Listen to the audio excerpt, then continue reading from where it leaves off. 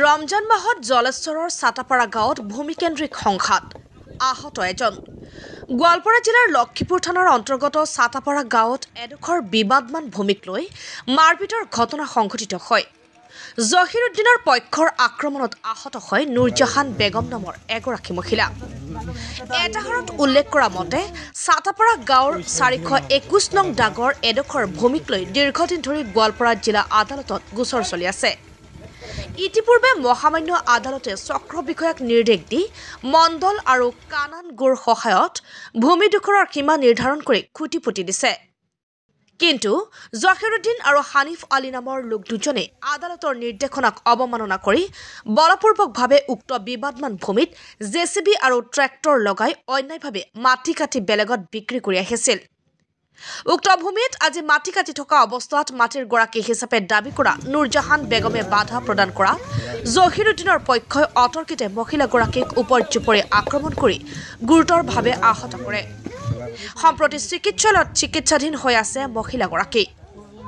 ঘটনা সন্দৰ্ভত ভুক্তভোগী মহিলাগৰাকীয়ে জলেশ্বৰ আৰক্ষী চকীত দাখিল কৰিছে এজাহাৰ। জলেশ্বৰ আৰক্ষীয়ে ঘটনাস্থলীত উপস্থিত হৈ আৰম্ভ কৰিছে তদন্ত। আমাৰ চাটাপাৰা কাটাৰিহাৰা ৰেভিনিউ চাটাপাৰা গাঁৱত ইয়াতে মোৰ দেউতাকৰ নামৰ মাটি আমাৰ পক্ষ কেইটা আছে, তাৰে সৰু পক্ষৰ এটা ভাইটি মানে এই মাটিবিলাক মানে বখন কৰি আছে। তো এই মাটিবিলাকত আমাৰ কেছ চলি আছে। এইটো কেছৰ কোৰ্টৰ পৰা ৰায় হৈছে। ৰায় হোৱাৰ পিছত কোৰ্টৰ পৰা মানে এইটো মাটিটা মানে মাপজুৰি কৰি মানে খুঁটি পুতি দিছে। খুঁটি পুতি দিয়াৰ পিছত ইহঁতে গাঁওজুৰি কৰি সেই মাটি আমাৰ যিটো মানে মাটি অংশ মাটি তাতে ইহঁতে জোৰ কৰি মানে ট্ৰেক্টৰ দি মাটি কাটি বিক্ৰী কৰি আছে। ট্ৰেক্টৰ আৰু জেচিবি লগাই। এইটো কাৰণে এই গাঁৱতে আকৌ মোৰ মানে বাইদেউ এজনী আছে। বাইদেউ মানে তাতে মানে তাক নিষেধ কৰিবলৈ কৈছিল। নিষেধ কৰিবলৈ যাওঁতে মানে সি নিষেধ কৰি ঘূৰি আহোঁতে তাৰে মোৰ ভাই এটাই মানে তাকে ৰাস্তাত এই পথাৰতে ধৰি মানে পুৰা মাৰিছে, মানে তাকে মানে গলত ডিঙিত জিপিছে, হাত ভৰিত মানে পুৰা আঘাত কৰিছে মানে আৰু বহুত অপদস্থ কৰিছে মানে।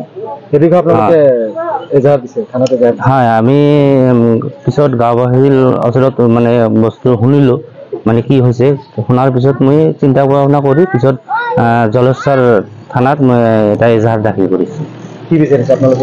এইটো ন্যায়সংগত এটা বিচাৰ মানে চাইছোঁ, মানে এইটো যিটো ইয়াতে মানে গাদ্দাৰি কৰিছে ইয়াৰ বিষয়ে মই এজাহাৰ দিছোঁ। এই থানাৰ পৰা ছাৰে যাতে এইটো মহামান্য আদালতৰ পৰা যাতে ন্যায় আমাক এটা বিচাৰ দিয়ে।